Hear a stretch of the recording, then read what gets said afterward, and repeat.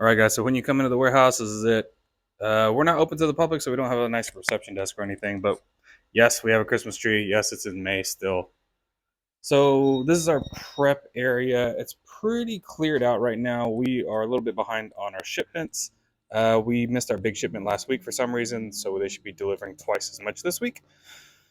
This blue pallet jack is a pallet jack with a scale built in. This is how we weigh all of our pallets. This is a stereotypical prep station. Let me just kind of zoom in over here. So every prep station is about the same. So this is a Uline 3 foot by 8 foot, so 36 by 96 prep station with this top shelf here. The top shelf is the important part. So every station stereotypically runs two Rolo printers, one for FNSKU and one for 4x6 box labels and pallet labels. Simple Dell computer, little uh, microform. Down below, we have a simple barcode scanner, and then this is how we feed our labels in. And this is why the top shelf is really important. We feed our labels in from the bottom, so there's plenty of space, and they feed up top really nicely. So this is like what we call an online arbitrage packing station, or this is how we do small parcel delivery. So this would be a cart like this, where for online arbitrage stuff, we would receive the stuff and put them on a cart like this, and then we would just wheel the entire cart in when somebody has an order through a prep center. Or if it's just a small parcel delivery for us, same thing. It's a great, easy way to roll around everything. These are actually out of a Walmart, or excuse me, a Amazon warehouse before they got all the robots. So back to the prep station. Every prep station is stocked with, you can see kind of over there in the bottom left, those are three sets of poly bags. We have 6x9, 8x10, and 9x12 poly bags to stick on every station. Every station has its own supplies. So this one has a scale right here. And this is, if you use our software called List and Ship, this is what we mean by packing on a scale. Literally, we will take products from the shelf. We come over here, we get our FSQs, we prep it, and then it goes straight to the box right there. And you're going to continue to prep in the box until that box is full or you hit your weight limit of 50 pounds. We actually do 48 here just to make sure Amazon doesn't give us overweight issues. So once it hits 48 pounds, we stop, and then we'll usually have a cart over here where we can put the boxes on the outbound and just wait for their UPS labels. So that's that.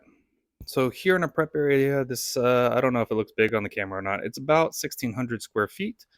We have 8 prep stations currently. My backpack and my drink. Again, it looks really clean in here right now because we don't have a ton of product. But here's a stereotypical prep station for this is the what we would do for LTL shipments. So normally where that cart is, we would put a pallet of product, and then this desk and this desk right here will both share the pallet. They'll break it down, tag everything. Then we'll put an outbound pallet right over here where they just stack all the boxes on to get it ready to go out. So again, each prep station, this one has two different printers. These are not the Rolos. You can see the Rolos are down there. These are the two printers we tested for the software. We like this little 4 barcode, the white one, more than the IDPRT one that's bigger on the right. Hey guys, real quick, just want to talk about this two printer setup that you see here and the reason why we do that. So, a lot of people don't want to buy two printers per station, and our mind is completely the best thing you can do. So, we actually designed our inventory management in our FBA shipment creation in our big software. So, not list and ship, guys, but in our big software to use two printers, and every station has two printers because it's the most efficient thing you can possibly do. Sharing printers does not work as well. So, guys, when we built our software, and a great reason to use our FBA 2D prep side is we save about 20% on our labor. So we're saving like $3,000, maybe $4,000 a month on prep labor simply because we use 2D prep and 2D barcodes when we do our prep. So the as in this picture, the guys for you guys is over here. They would grab the products from the pallet that's up against the wall. They'll open it up. They will prep their individual products with the FNSKU printer. They don't need to change labels or anything like that. Then they immediately print the box label with the 2D box contents on it. They will put that big label, 4x6 label on that box. Then that box is ready to go on the outbound pallet. There's no more picking up that box, no more going back to it to apply your labels later, anything like that. Guys, it's when you look at you want single process flow, so you pick up a product one time, handle it one time, slap your label on there, and put it out. We designed our software to save money because that's what's best for us, to increase efficiency on labor. And ultimately, like I said, we save about 20% on labor, which is between $3,000 and $4,000 a month for our wholesale business. And the 2D box label things is a complete game changer and labor saver for you guys. So, yeah, quick plug for our software, guys. Just if you're in this kind of warehousey type space now and you're starting to get employees, like you can really tune up a lot of your processes by simply using 2D barcodes in our 2D prep software. So, quick plug for the software, but complete game changer. All right, guys, we'll get back to it. Yeah, so this is a normal prep station. And like I said, we got quite a few, 8 of them or so. So for our own wholesale business, when we have problems, we have this table right back here. And you see, Houston, we have a problem. So those are products that there's something wrong with that need to be addressed. And then this is the help me, I can't count side where we put it if we overcounted.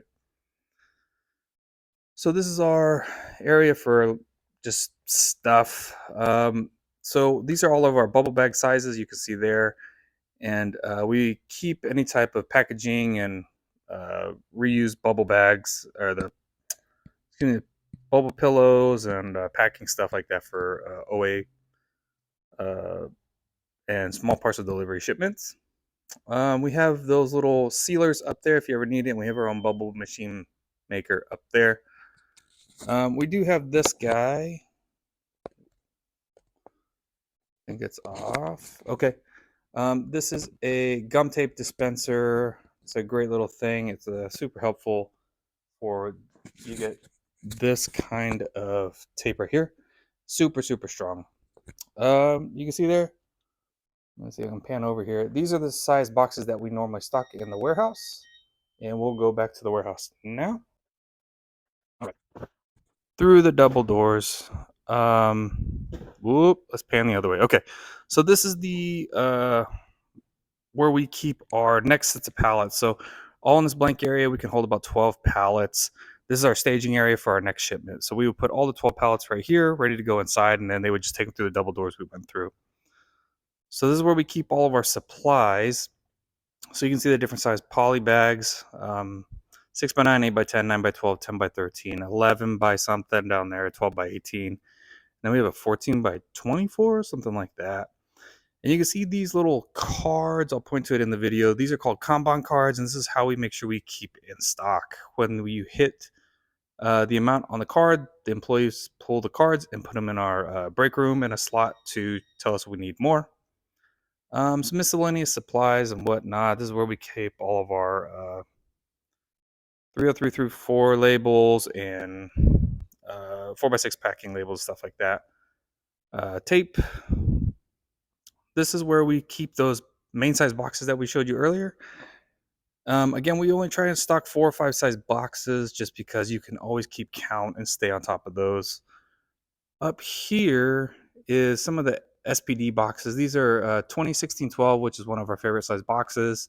It's a good medium size to large size box that kind of maxes out about that 50 pounds, and usually about the time you fill that box at the same time. So other than that, we do have some other boxes. These are 6 by 4 by 4. If you pan around here, we have some up there. There's some 8 by 8 by 8s, which we don't really use anymore. 9 by 6 by 4.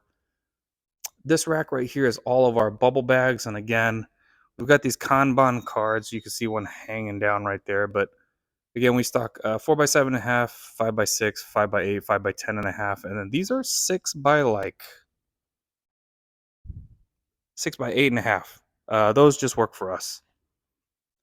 So this is our pallet rack. It's really empty now. It's a weird feeling just because ever since the low inventory fees hit, we used to stock about 2 weeks of inventory here at the warehouse, just kind of help us buffer through. And nowadays we ship out everything when it comes in because we do not want to get hit with those low inventory fees. So this is our receiving, returns receiving area. And so our warehouse guy, Willie, will go through here and he will open up all of the returns, figure out what needs to be done with it, whether it's good, whether it's bad, whether it can be donated, whatever. That cart right there and this cart right there are all, the employees can take home whatever's on the carts, and then whatever the employees don't take home, eventually we will donate. This is kind of our stragglers cart. These are products that sell in multi-packs, or maybe sometimes they're returns that have come back that are still good. This guy is our pallet wrapper. It's worth its weight in gold. Keep your eyes on like Facebook Marketplace, guys. We bought this thing for $400 from a business that was closing down years ago. They're about $11,000 new, but this beats the heck out of wrapping pallets by hand. So the warehouse guys use these carts like this. We use them in healthcare. They're called a cow, a computer on wheels. And they're absolutely wonderful because you can wheel the computers everywhere to a product. And it's got a wireless scanner with it because we check in everything by scanning. Simple pallet scale, which we don't really use anymore because we use the blue pallet jack I showed you earlier. Panning back around. Again, a lot of our pallet rack is empty, which is a really eerie feeling. These are our pallets that we use. These are plastic pallets. We use these for when we pull stuff off of the racks, we put them on these plastic pallets and take them inside. Just more pallet rack, guys. We have some backstock of a little bit of boxes. This is where we would keep, if we had half pallets or full pallets of product, we would put it here. There's our old forklift. And then we do have some big storage over here for some private label products, kind of all up through here. We have a basketball goal. Why we have one, I really don't know. But all right, so that's the pallet rack bays on this side. And I'll just show you. This is pallet rack bay or aisle number 1. This would be number 2, then 3, then 4, 5, 6, 7, 8 as you go down. Let me show you. This is our pallet rack system. First, it shows you what aisle you're on, then the bay number. So starting at that wall all the way down there would be number 1, 2, 3, 4, 5, 6, 7, 8, 9, 10, all the way up to 16. Level A is below on the ground floor, so that's A. B is up on the second level, and then C is on the third level. So we have a nice organized way, and every single one of these has a barcode attached to it. And our guys will scan the barcode and scan the product into the location that it's at. And that helps stay really organized. Back over to this side, electrical panel, floor scrubber. There's the charger for the forklift. Real quick, I want to show you guys this. This is the main dock door that we use. And I want you to notice that we have a camera right there that's mounted on the desk and one up there. So we put cameras on our loading dock so we can prove stuff came in and out. One time we had a pallet short on a product on a delivery, and those cameras were the reason why we were able to show our vendor that we only got 6 pallets instead of 7. And they credited us the money, and there wasn't much to argue about because they could see it on video. So we videotape everything going in and out. So this is our forklift. It's a Hongcha electric forklift, 48 volt, from China. We've had really good luck with this thing. This is about half the price of a Yale Toyota Crown forklift. Little 3-wheel sit down, brand new. Is about $25,000. Absolutely great.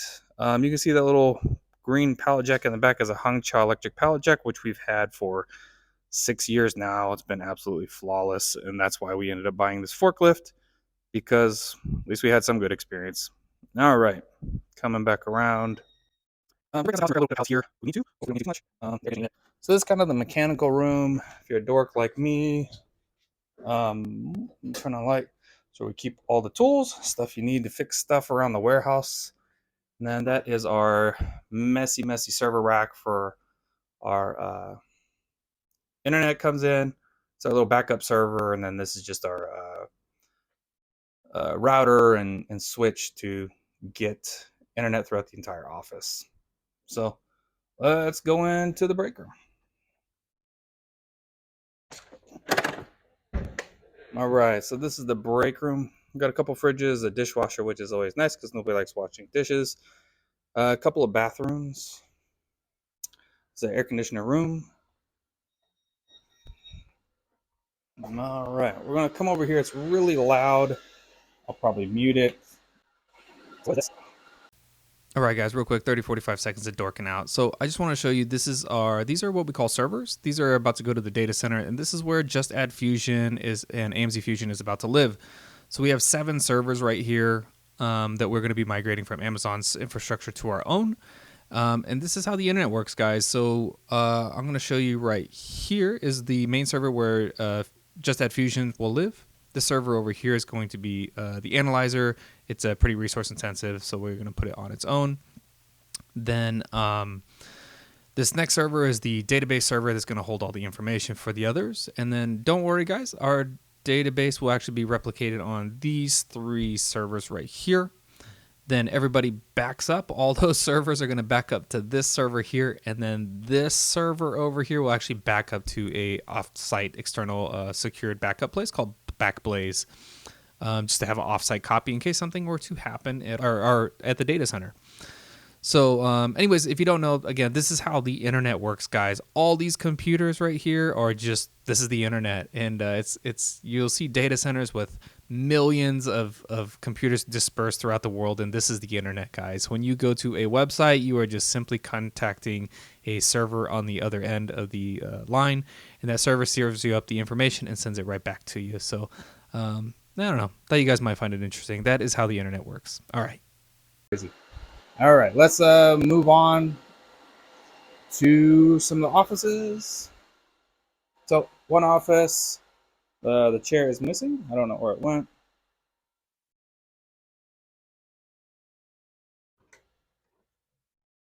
Another fancy, just another office. Fun fact, the landscapers threw a rock and destroyed the window last week. So the glass people need to replace the glass this week.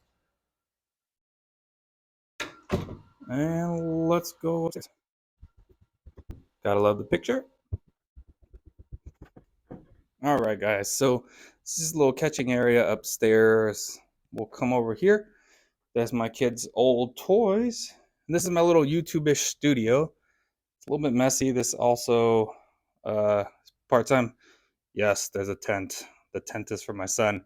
He's 2, about to be 3, and this used to be his playroom. So we have toys and stuff like that in here, which he used to come and play with all the time. Bathroom on my own, which is nice. Coming back around, bathroom,